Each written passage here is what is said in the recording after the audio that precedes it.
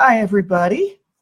We are going to talk today about some sleep tips for autism, but these are also something that will apply to just about anybody. We all have times when it's hard to go to sleep, and we all have times where sometimes we wake up in the middle of the night.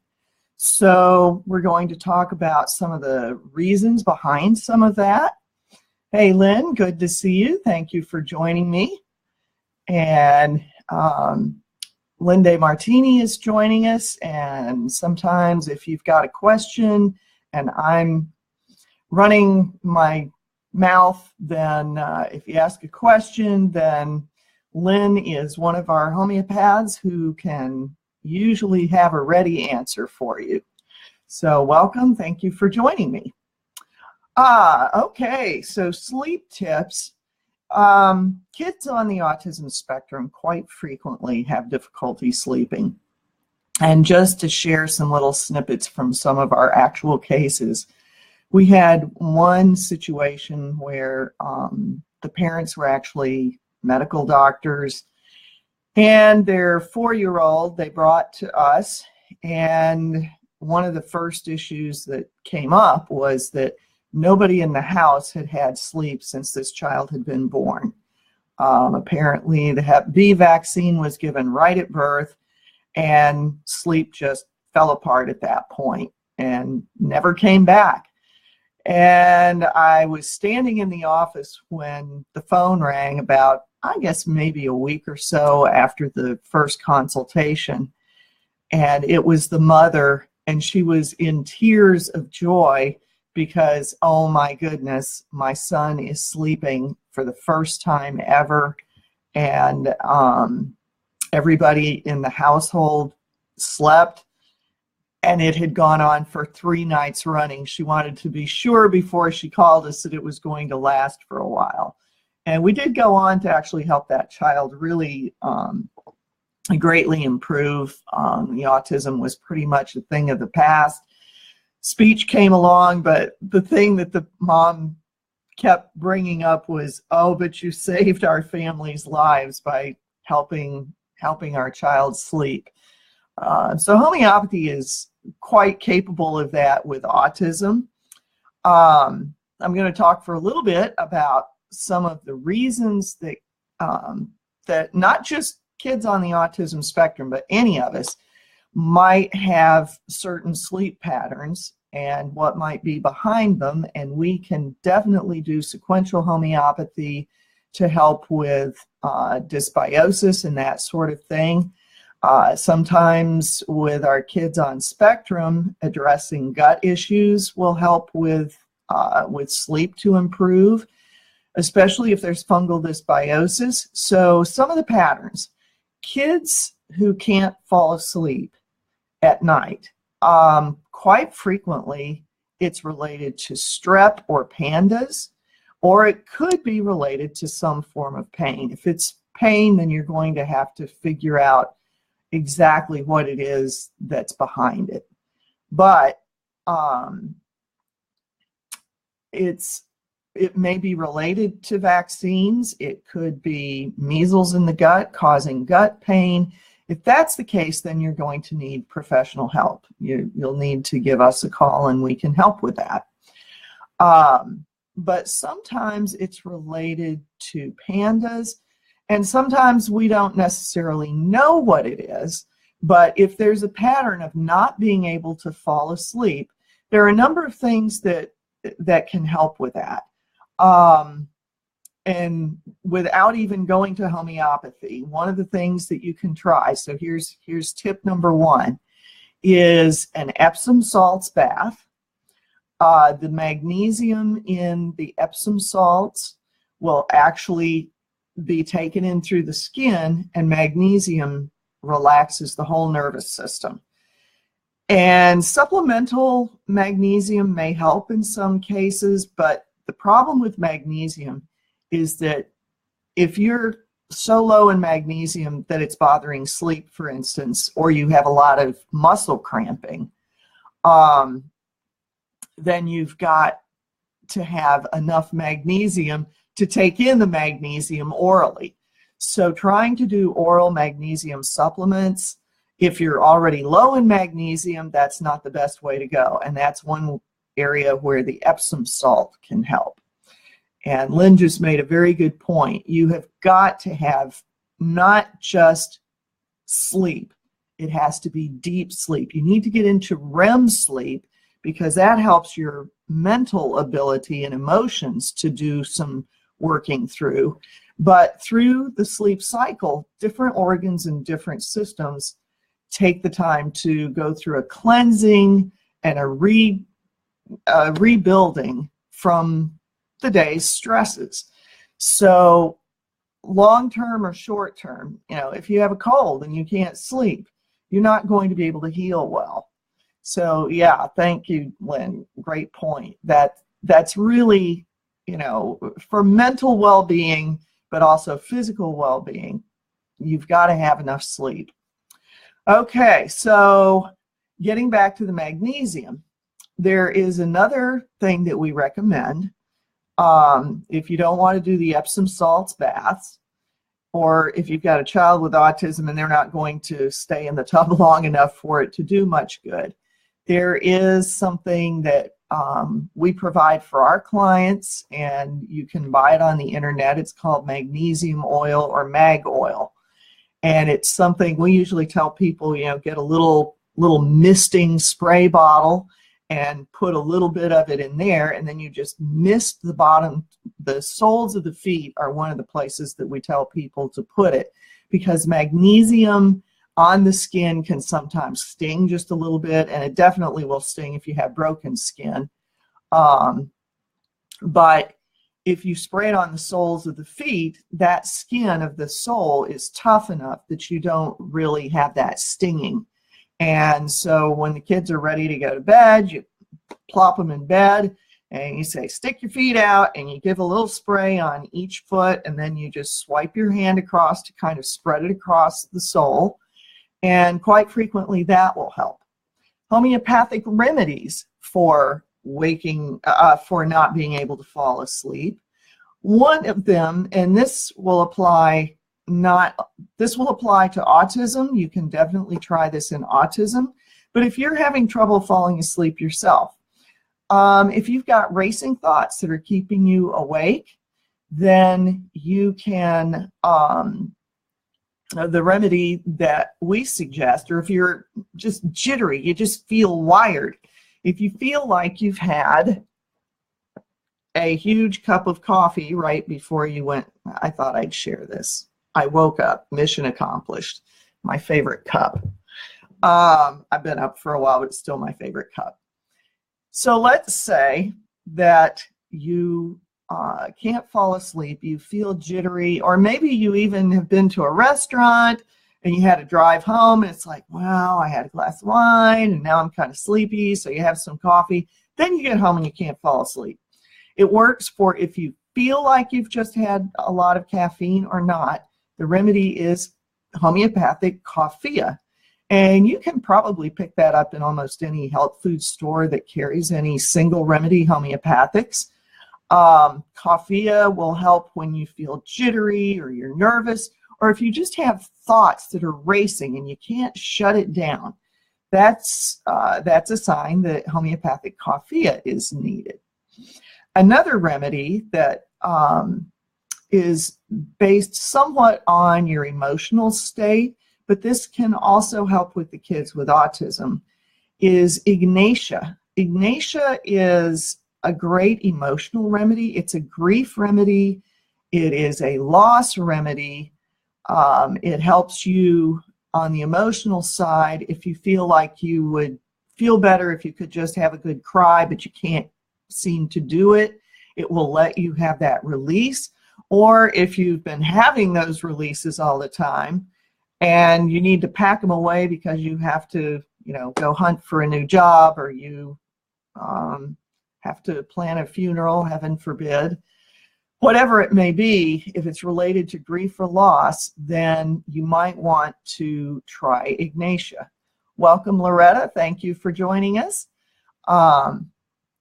So Ignatia is often for It's similar to coffea because it's one of those things that you can take when there's been a loss, you know, whether it's a job loss, a pet, a friend, you know, breaking up with somebody. If there is an emotional loss or trauma and you cannot sleep because of it, or you feel like you need a good cry before you could, you know, if you could cry yourself to sleep, then Ignatia may help you fall asleep, or even without the tears. If you just feel sad, you know, like you've lost your best friend and you can't sleep because of it, then Ignatia is a good choice. So coffea and Ignatia are a little bit different. Coffea, you have that nervous jittery, where Ignatia, you may be sighing a lot. You may be feeling like like I said, like you've lost your best friend.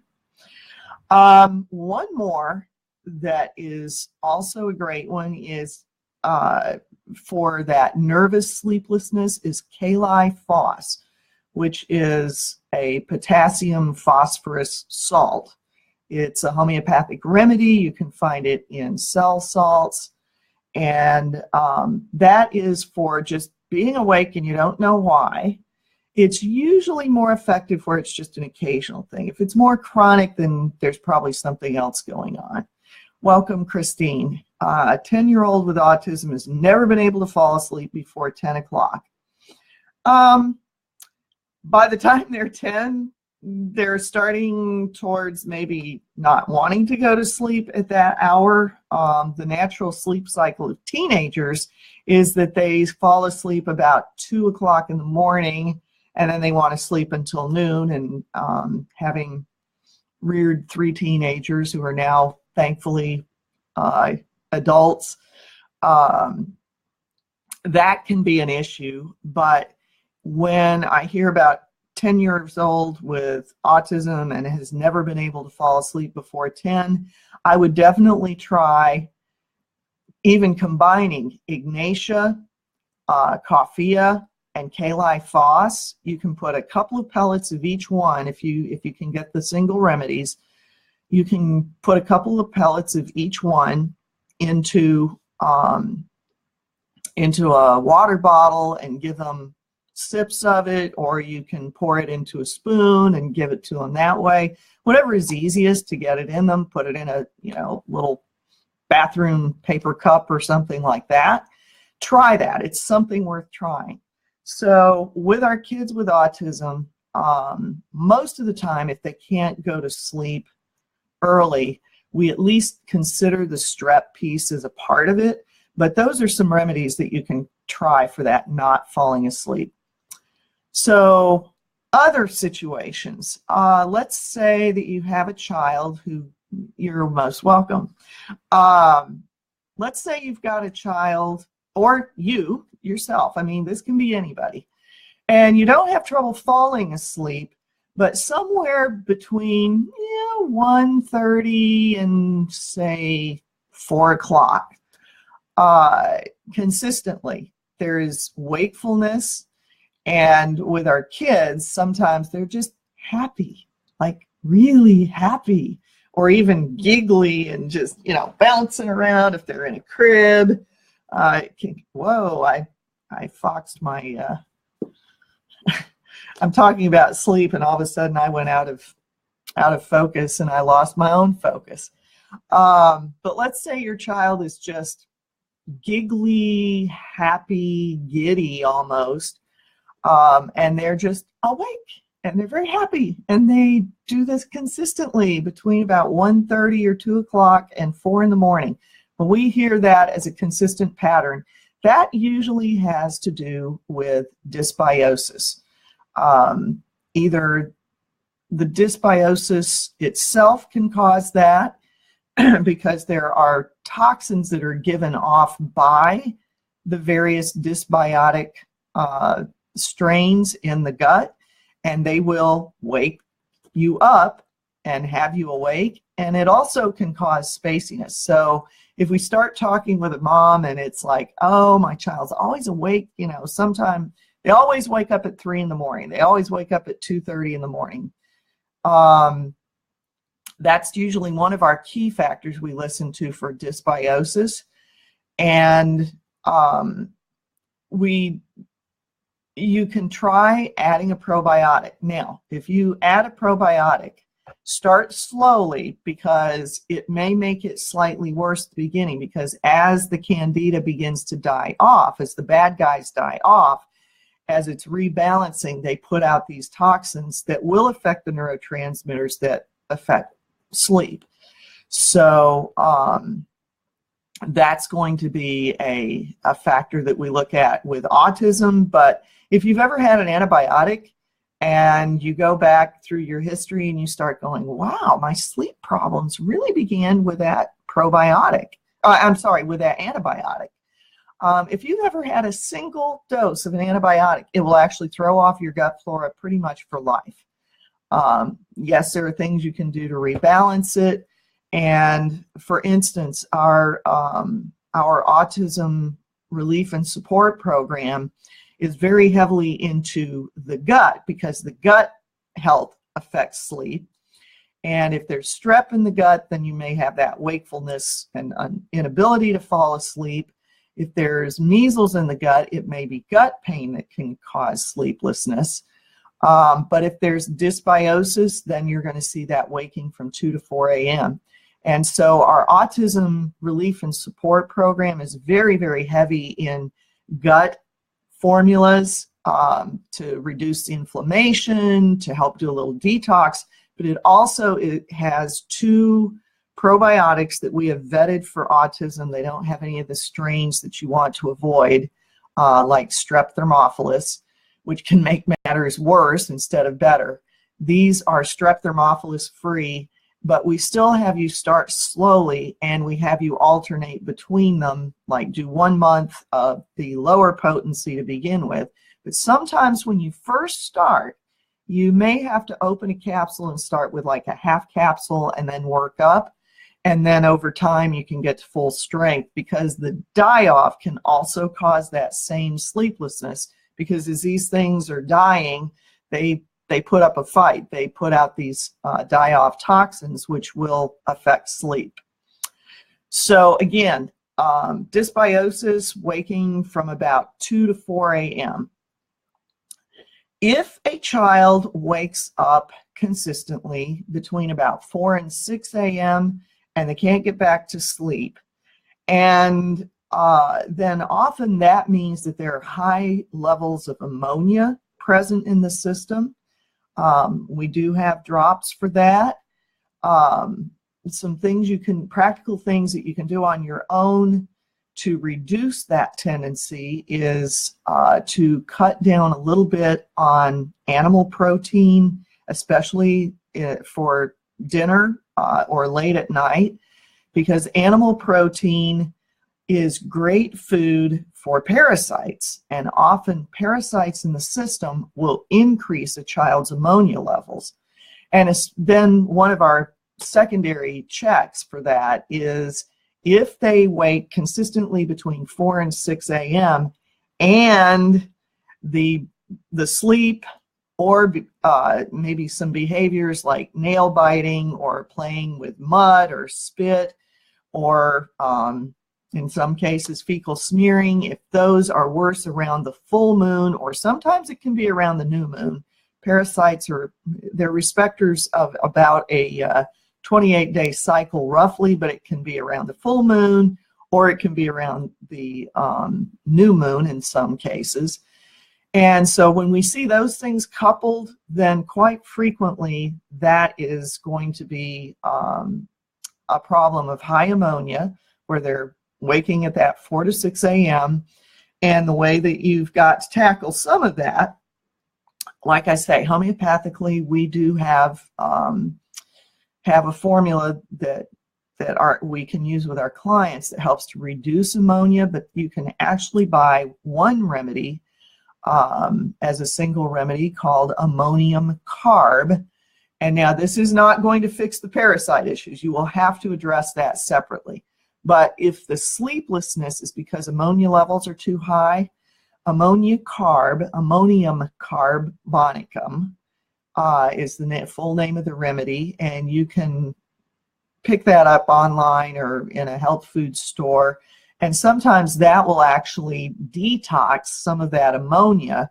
And we have more than just that in our ammonia clear, but we have some other remedies as well. But when you can get those ammonia levels down, and if you can decrease the late at night meat, then that's going to help that situation. Now, long term, you're going to have to address parasites. Okay, vinegar-like breath. Doesn't have it anymore, but at one time it was very strong.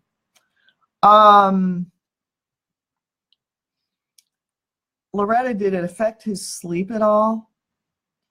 There are a lot of things that can cause some unusual breath odors with kids. If they're high in mercury, or if they have mercury fillings, then it's that halitosis, bad breath. Where I hear vinegar-like breath, it often is a sign of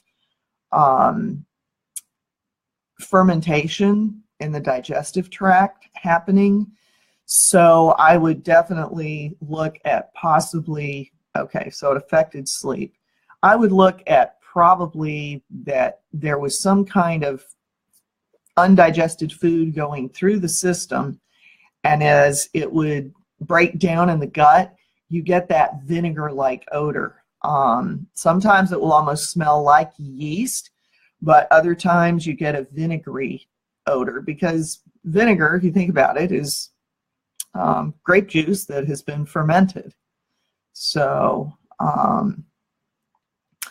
okay, let's see. So let's kind of recap here. Some of the problems: waking, inability to fall asleep.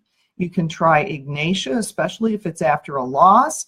With our kids, that can be really helpful, because if you think about it, if they cannot speak, they can't process emotionally. So Ignatia may be a really good one. But if they're hyperactive, then you want to think about Coffea. And if they're just wakeful and it's just occasional, but it's not really every night, then try Cali-Foss. And again, this isn't just with kids with autism. This can be anybody. And if they can't fall asleep, again, an Epsom salts bath, because the magnesium coming in through the skin is going to be more effective right at first. If you're low in magnesium, you can't intake it orally and boost your magnesium levels, because you have to have magnesium in the system to absorb magnesium.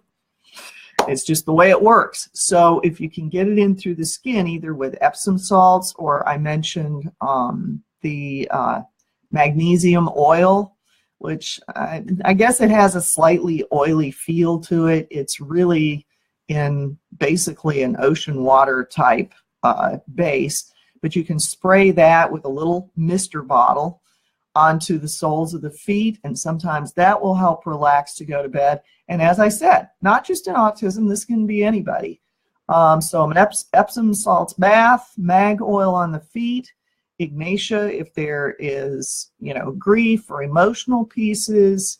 If you're jittery, nervous, hyperactive, and can't fall asleep, and your thoughts are racing, then you want to have Coffea. And then Cali-Foss is just for that occasional sleeplessness, and you're not really nervous, and you're not really sad. You don't really know why. You just can't fall asleep.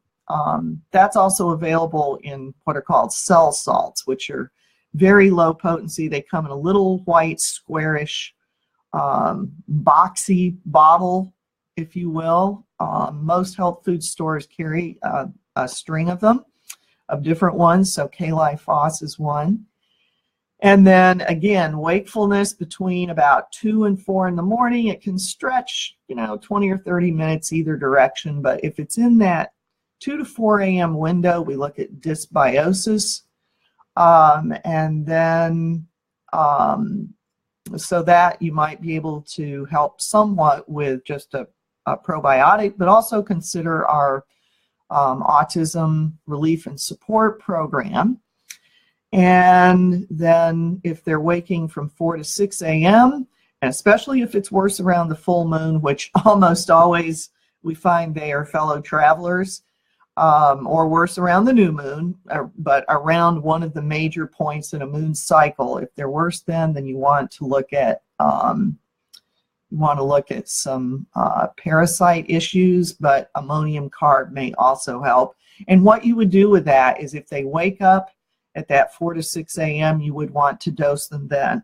The same thing with if a child is waking 2 to 4 a.m., if you're doing our Autism Relief and Support Program, it has a lot of Candida-focused items, and the fungal drops that are in there, the, yes, and now I'm blanking. The mycotoxin inhibitor that's in our Relief and Support Program for autism. You can dose those drops if they're awake from 2 to 4 a.m., and we've heard really good things that sometimes they can go to bed. Welcome, Cindy, from one Cindy to another. Okay, I'm going to open it up now. I've covered some ground, and this will be reposted on our Facebook page where you're watching it now. It takes it about 10 or 15 minutes sometimes for Facebook to go through the machinations, but it will be reposted. So anything you've missed, you can go back and listen to me drone on. So I'm going to open up. We've had a few questions that we have answered here. Anybody have any questions that I can answer or that that Lynn can answer? Lynn is quick on the trigger there. Lynn Rose De Martini is one of our other homeopaths, and she's on here with us right now and has answered a few questions like that. So give you another minute. Also, just going to put in a couple of little plugs, and I am actually going to put in our Autism Relief and Support Program because it does have, and I'm multitasking here, so you'll have to forgive me. That program does have quite a bit of focus and attention on dysbiosis as well as on gut pain. And like I said, sometimes it's pain that causes a child not to be able to fall asleep. But I will put a link to our Autism Relief and Support Program, and that will be coming up here in just a second.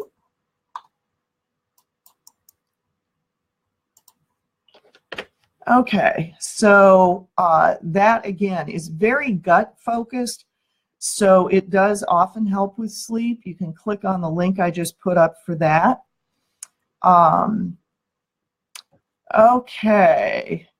Oops, Lynn is going to have to leave here, and I'm actually going to have to get ready for my next Facebook Live, which will be in an hour.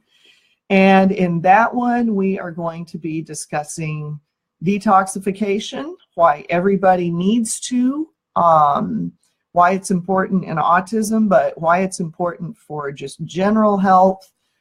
Basically, we all live in a sea. We're swimming and breathing in a sea of toxins, and we do have a detoxification program, but also homeopathy at its basis is a detox program. So that's part of the reason that sometimes we can get cell level cleaning. So I'm going to be doing a Facebook Live at 2:30 Central Time, so in about 30 minutes. And I thank all of you. Thank you for joining me. I hope that you will share this and like this. Also, we do have a Friends of Homeopathy Center of Houston group that is going to start becoming more active for clients and potential clients or former clients of Homeopathy Center of Houston or people who want to know more. So you can contact our office about that. And if you think of questions, you know how you hang up off the phone or you finish a webinar and go, I meant to ask this question. I'm putting in an email address where you can also email your questions. If you go to our website, which is homeopathyhouston.com, thank you, Lynn. Have a good day.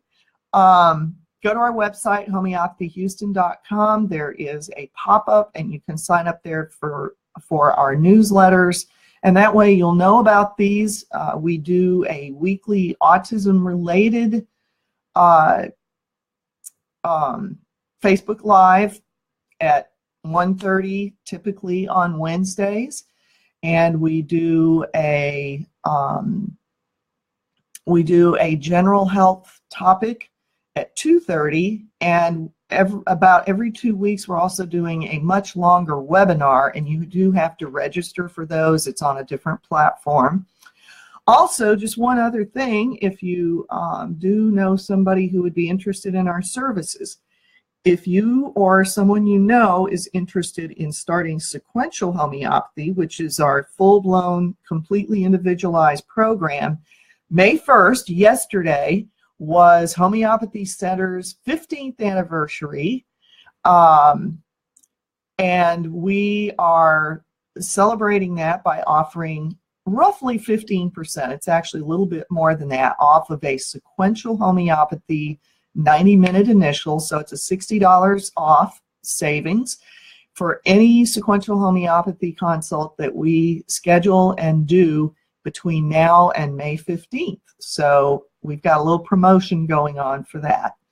Okay, Christine, yes, we have not done a webinar, but when we get finished, if you look through our videos here on our Facebook page, we have done a Facebook Live, wow, was that last week? I think it was last week, on tantrums and aggression. Yes, it was last week. So that video is posted here. It was a Facebook Live that I did a week ago. Well, actually it was last Thursday. I had to switch up the schedule a little bit. So check out all of our other Facebook Lives, and most of them you can see the title right at the top. So, but if not, just click on them. You should be able to find that.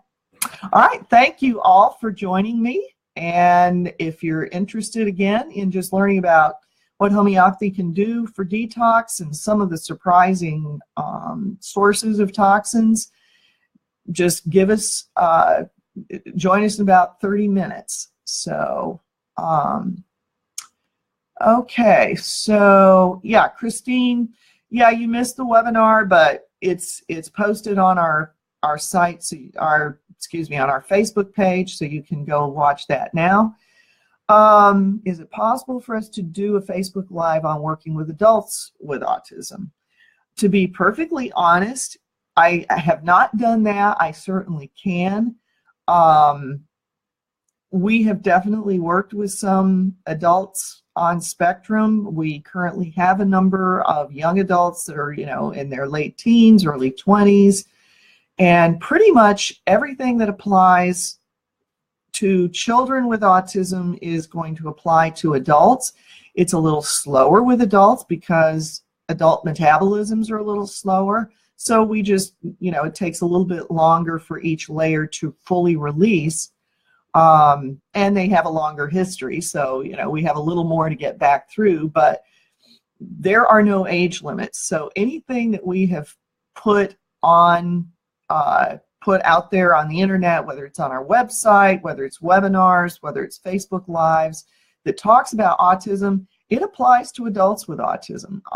We've had people start with this who were as old as 27, 28, and we still have seen some very positive things happen with them. It is slower, it takes longer, because they have a longer history for us to have to clean our way back through, but we've still seen adults with autism get a little more speech, a little more communication, a lot less aggression. We had a very aggressive young man who started with me at 27, and the dad's desire was to be able to take him to a baseball game, a professional baseball game. Dad was a baseball fan, and he just wanted in the worst way to take his son to a baseball game, and we got him there because he couldn't stand the sound. He would cover his ears, and so we cleaned him up a little bit, got a little bit of strep out of him, Now, he had a traumatic brain injury at birth too, so there was another pretty seriously compromising factor there. So we knew we would have some intellectual issues and some speech issues that might or might not resolve, and did not. But he did have improved communication. He started typing way more, and was really much more communicative. But his dad did finally get his wish to take his son to a baseball game. They started taking family vacations again. And this was a young man whose mother was quite literally living in fear of when Dad would go off to work in the morning. It was one of those good news, bad news situations. The good news was the dad owned his own business, and he worked very close to where they lived. So if something touched the son off, Mom could call him. But she had been hurt a few times, and that is something that we have to consider when we work with kids, older kids who are getting, adult size and strength as well as adults. So that's definitely something that we can still help. Okay, Kay, I would like you to actually, let's tackle the seizure question privately, because seizures are something, the thing is, we do not work with a diagnosis. We work with symptoms. We have worked with kids who have had seizures, not always specifically for the seizures, but as we work back through their history, quite frequently we have seen the seizures go away. We actually had one mom, at one point we had quite a significant wait list a few years ago. We try not to have them. We added another homeopath and that took care of it, but she was in that waiting period, and she worked with her neurologist and got her son off of 4 different seizure meds, one at a time. And before she even got to us, by getting him off the seizure meds, whose side effects can be seizures, the child had quit having any seizures. After his last seizure was his last day that he took his last dose of a seizure med. So we really didn't have anything to do with that. But we have had people that we've worked with who have had seizures. We cannot help anybody get off of seizure meds. That is between the client or the client's parents and the prescribing doctor. But there definitely are some positives that we've seen in that area. We've seen them become less frequent, less intense, and a few people have been able to actually reduce or get off of seizure meds. So that has happened. We do not treat seizures. We do not treat, strep throat, but homeopathy can, we work with the symptoms and we work with some of the causational factors, and we've seen some amazing results. All right. Yes, Cindy, we definitely can help with all of those things. I would like y'all to, by all means, explore some of our other Facebook Lives. We also, if you go to our website, which is www.homeopathyhouston.com, scroll down, we have a video library. And we've also added it just yesterday to our top menu, and I have to admit I am blanking on where that went. Give me just a minute and I can put a link up to the video library, because we have a lot of resources there.